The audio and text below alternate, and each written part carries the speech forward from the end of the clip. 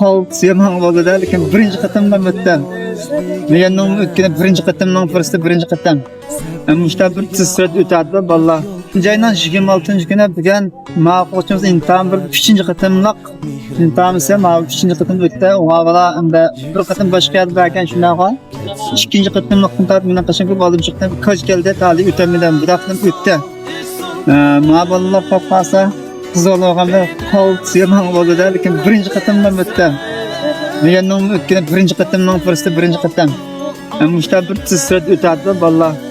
Mush balonda yetiştik bir o'zining ta'sirini anglab qo'ydi. Hoş buldum ma'lum. Hakikaten cefa tatlı. Kesinlikle uğrab meşgul kıldırıyordu. Mush kega o'quvchilar yuraklardan kelib cefa tat.